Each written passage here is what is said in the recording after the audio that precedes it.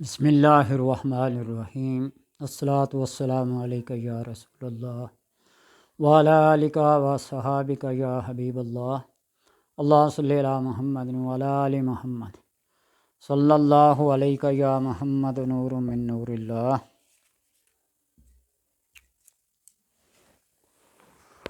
وظائف و عملیات کہ اس میدان میں وہی بندہ کما حق ہو فائدہ اٹھا سکتا ہے جو ان قواعد، شرائط، اصول و ضوابط کو فالو کرتا ہے۔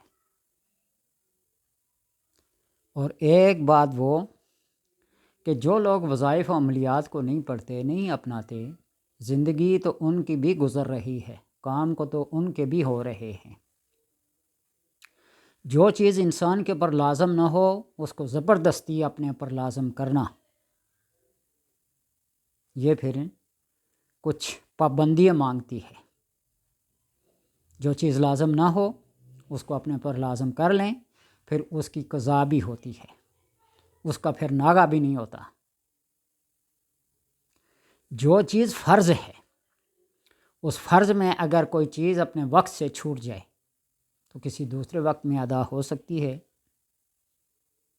جس طرح کوئی ایک نماز فرض میں سے قضا ہو جائے تو اس کا اگلی نماز کے ساتھ مکروہ اوقات کے علاوہ جس وقت بھی آپ اس کو ادا کرنا چاہیں قضا کی صورت میں وہ ادا ہو جائے گی۔ لیکن جو چیز آپ کے اوپر لازم نہیں ہے اس کو زبردستی اپنے اوپر لازم کر لیں تو پھر اس کی قضا ہو جائے تو اس کو ڈبل کرنا پڑے گا۔ پھر قربانی کی مثال سمجھ لیں تو انسان کے بہت سارے کام ایسے ہوتے ہیں جو کسی نہ کسی سبب سے، کسی ذریعے سے، کسی واسطے سے لٹکے ہوتے ہیں۔ تو انسان جب ان اسباب کو، ان ذرائع کو اپناتا ہے تو اس کا وہ کام ہو جاتا ہے۔ دنیا وسائل سے، مسائل سے، اسباب سے، ذرائع سے خالی نہیں ہے۔ اس بات کو ذہن میں رکھیں، کوئی مانے یا نہ مانے، اسباب و ذرائع کا منکر کوئی بھی نہیں ہے۔ ہاں، ایک بات یہ لوگ کہتے ہیں کہ عامل اور حکیم یہ سینے کے راز لے کر قبر میں چلے جاتے ہیں۔ اس میں کوئی شک نہیں کہ جو بندہ جس علم کا اہل نہ ہو، اس کا وہ ادب نہ کر سکے، اس کو اپنے وقت پہ استعمال نہ کر سکے، تو پھر اس سے ان چیزوں کا چھپانا ہی ضروری ہوتا ہے۔ سائنسدان، بڑے بڑے ماہرین اپنے اس فارمولے کو لے کر قبر میں چلے جاتے ہیں۔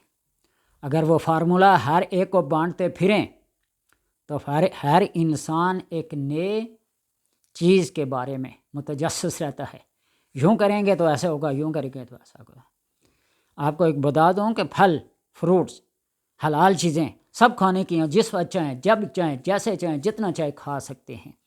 لیکن انہی میں سے جب کسی ایک چیز کو حرام کر دیا جائے، اس پہ پابندی لگا دی جائے، تو ہر بندے کا ذوق، شوق، تجسس ہوگا کہ اس کو چکھ کے دیکھیں اس سے منع کیوں کیا ہے۔ ان باتوں کو یاد رکھیں۔ تو لہٰذا اہل اور نا اہل کو یہ چیزیں دی نہیں جاتی، لیکن ایک فیلڈ ہے، لوگ سارے ان چیزوں کے پیچھے پڑے ہیں۔ آپ بھی لے لیں، تجربہ کریں، لیکن جب تجربے میں کامیاب نہ ہوں تو خدا کی کلام کو، اسماء حسنہ کو یا کسی بھی چیز کو برا بلا نہ کہیں۔ ہر وہ کام جو رکا ہوا ہو، شادی، منگنی، ملازمت، بے روزگاری، ہر چیز پہ اوپر بندش لگی ہوئی ہو، پھر رب کو رب جان کر، اللہ کو اللہ جان کر آپ بیٹھ جائیں کامل یقین اور اعتقاد کے ساتھ، کسی ایک وقت کو مقرر کر لیں۔ بسم اللہ رب اللہ اللہ اللہ لا الہ الا اللہ، یہ 3 جملے پہنے۔ بسم اللہ ربی اللہ اللہ اللہ لا الہ الا اللہ، ایک تعداد مقرر کر دیں، اور میں جس کو بھی بتاتا ہوں اپنے نام کے عدد کے مطابق کر لیں۔ جس کا جو عدد بنتا ہے اتنی تعداد میں پڑھ لیں۔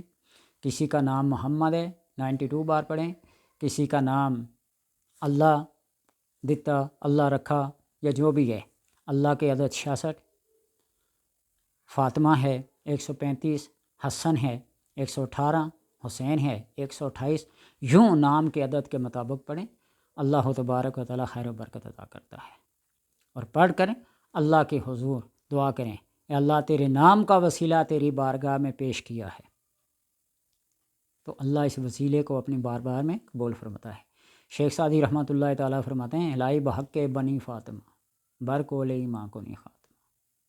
جب کسی کا وسیلہ، ذریعہ، واسطہ بنا کر اللہ کی بارگاہ میں پیش کرتے ہیں تو اللہ پھر اپنے اس مقدس ہستیوں کے واسطے کو، ہیلے کو، وسیلے کو ٹالتا نہیں ہے۔